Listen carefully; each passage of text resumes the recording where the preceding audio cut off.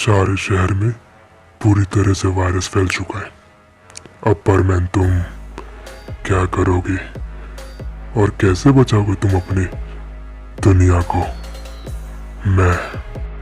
मैं तुम्हारे सारे चाहने वालों को छीन लूंगा, तुम्हारा प्यार, तुम्हारा फैमिली और तुम्हारा ये देश। मैं वापस आ रहा हूं परमैन।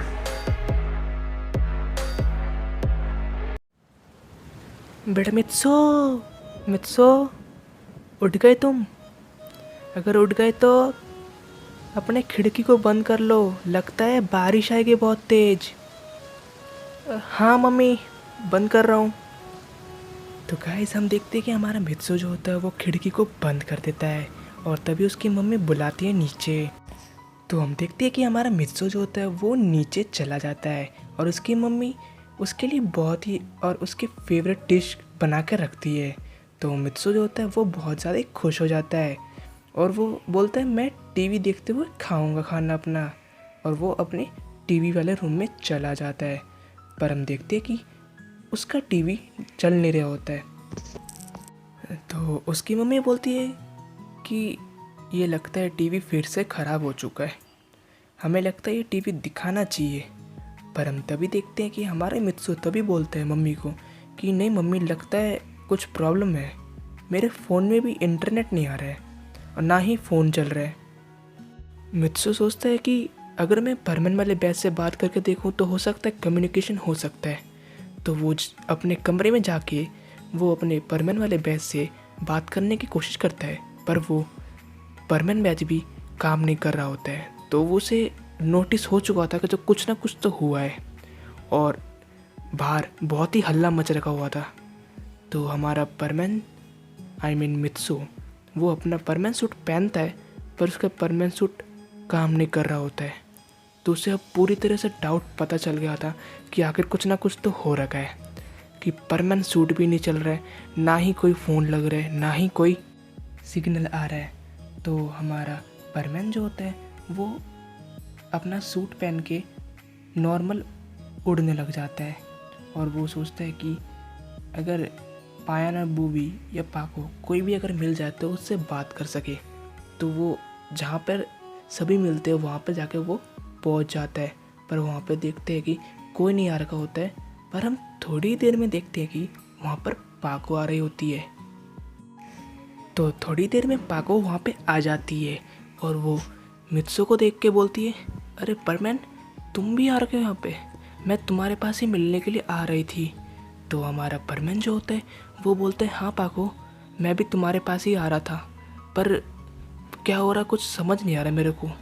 तो हमारी जो पाको होती है वो बोलती है कि हमारे शहर में कुछ एक तरह का वायरस फैल चुका है, जिसके कारण सारे जितने भी लोग हैं सारे पागल हो जा रहे हैं और वो अपने आप को खाने लग रहे हैं, कोई किसी को मार रहा है।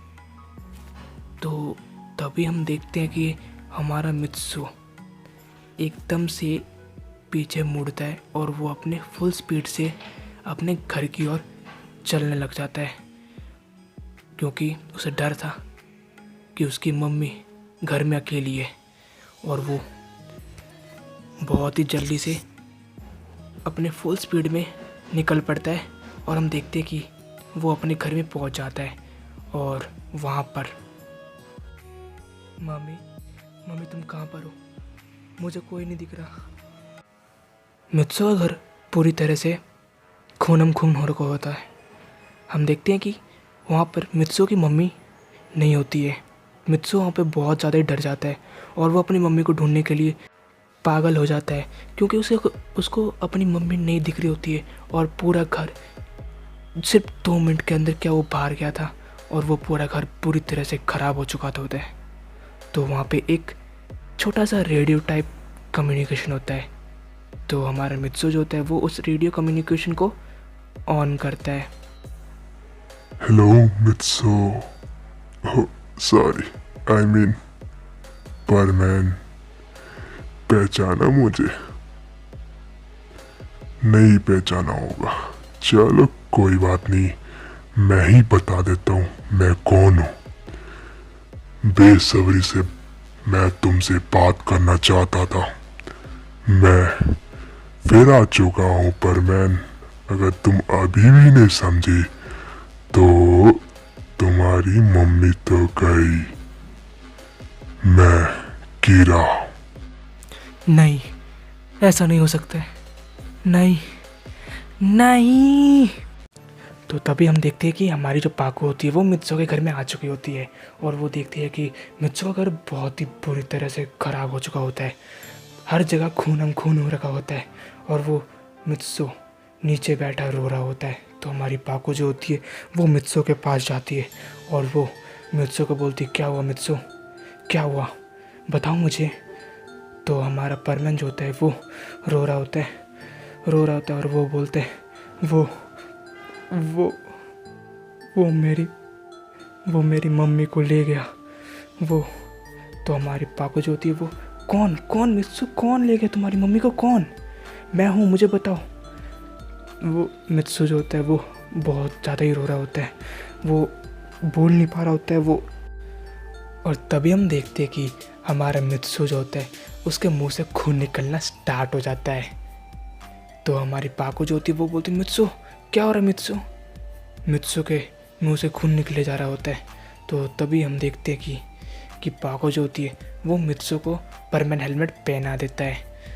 तब हम देखते तभी कि परमैन का खून रुक जाता है। तो पाको को इससे पता चल गया था कि अगर हम इस मास्क को खोलेंगे तो हमारे अंदर भी वायरस एंटर्ड हो जाएगा। मतलब ये परमैन सूट हमें एक तरह का सुरक्षा कवच है जो कि हमें इस वायरस से बचा रहा है। तो तभी हम देखते हैं कि हमारी पाको जो होती है वो मित्सु को अपने कंधे पर लेती है, और वो उसे अपने मित्सु के कमरे में ले जाती है, और वो मित्सु को चुप होने के लिए बोलती है। तो हमारे मित्सु जो होते हैं वो चुप होने का नाम ले ही नहीं रहा होता है, क्योंकि एक तो उसकी मम्मी चली गई है। तो हम देखते हैं कि हमारे मित्सु और पाको दोनों ही कमरे के अंदर आ जाते हैं, और मरमन जो होता है वो पूरा उस बातें को बताता है पाको को कि क्या हुआ था और कैसे हुआ। तो बाद में जाके पाको बताती है कि अच्छा कोई बात नहीं मित्सु, हम बचा लेंगे तुम्हारी मम्मी को और इस देश को भी। वो कीरा वापस आ चुका तो क्या हुआ, हमारे पास तो अभी भी शक्ति है और हम बर्डमैन से भी मदद मांग सकते हैं। तो मित्सु ऐसा करो, तुम बर्डमैन को कॉल लगाओ। तो गाइस हम देखते हैं कि हमारे मित्सु जो होता है वो बर्डमैन को कॉल लगा रहा होता है, पर बर्डमैन का कॉल लग नहीं रहा होता है। तो थोड़ा सा शॉक में होते हैं सभी, पर तभी हम देखते हैं कि बर्डमैन का कॉल लग जाता है और बर्डमैन पिक कर लेते हैं।